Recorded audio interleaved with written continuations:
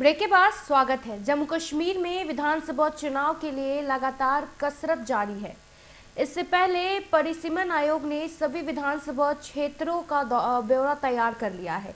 जम्मू संभाग में 6 और कश्मीर में 1 विधानसभा सीट बढ़ाए जाने का प्रस्ताव रखा गया है। जम्मू संभाग में कठुआ, सांबा, उधमपुर, रियासी, राजौरी और किश्तवाड़ जिलों में एक विधानसभा सीट पर, कश्मीर के कुपवारा जिले में 1 सीट बढ़ाने का प्रस्ताव है। आयोग की अध्यक्ष जस्टिस रंजना प्रकाश देसाई के बुलावे पर नई दिल्ली में प्रदेश के 5 सांसदों के साथ हुई बैठक के दौरान आयोग ने 7 विधानसभा सीटें बढ़ाने का प्रस्ताव रखा है। हालांकि इस प्रस्ताव का नेका ने विरोध कर दिया है और भाजपा प्रस्ताव के पक्ष में है। विधानसभा की सीटों के गठन को लेकर जो डिलिमिटेशन कमीशन का गठन किया गया था, उस डिलिमिटेशन कमीशन ने अपनी रिपोर्ट जो है वो एसोसिएट मेंबर्स के साथ जो है वो साझा की है। पिछले 70 वर्षों के अंदर जम्मू कश्मीर के अंदर लगातार एक आवाज उठती रही है कि रीजनल इम्बैलेंस यहाँ रहा, और वो सभी बातें हम सब ने डिलिमिटेशन कमीशन के सामने तथ्यों आधारित वो सारे फैक्ट्स उनके सामने रखे थे। और आज ये रिपोर्ट जो डिलिमिटेशन कमीशन ने और चुनाव आयोग के सहयोग से तैयार की है, मुझे पूरा विश्वास है कि जो एक रीजनल इम्बैलेंस जम्मू कश्मीर के अंदर इससे पहले था, यकीनन डिलिमिटेशन कमीशन और चुनाव आयोग ने उसको समाप्त किया होगा।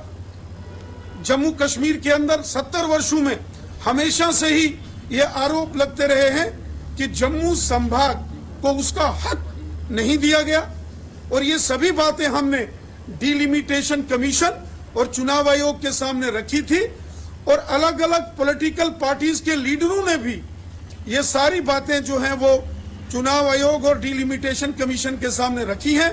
मुझे विश्वास है कि अब की बार जो डिलिमिटेशन कमीशन ने एक सारी मेहनत और एक्सरसाइज की है, डिलिमिटेशन कमीशन जो जम्मू कश्मीर के लिए बनाया गया है, उसमें जो उन्होंने प्रपोज किया है, उसमें 6 सीटें जम्मू प्रोविंस के लिए बढ़ाई गई और 1 कश्मीर के लिए, और 9 सीटें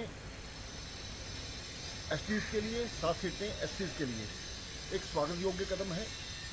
1996 में जो डिलिमिटेशन हुई थी उसके हिसाब से बेइंसाफी हुई थी, और वो लगता है कि नेशनल कॉन्फ्रेंस के लिए ही वो डिलिमिटेशन कमीशन गठित हुआ था।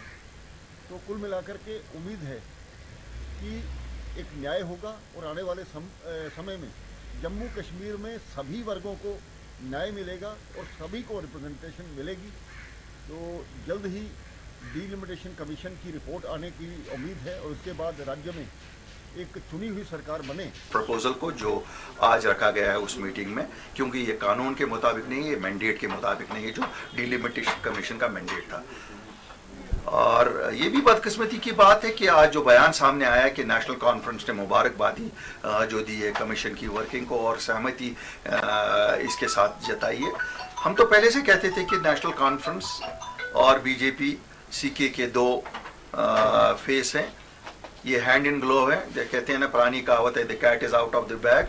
आज ये साफ जाहिर हो गया है कि पीएजीडी जिसकी फारूक साहब सरबराही कर रहे हैं, और वहाँ जो मीटिंग में आज उन्होंने वहाँ दूसरी टोपी लगा के शिरकत की, नेशनल कॉन्फ्रेंस की टोपी लगा के।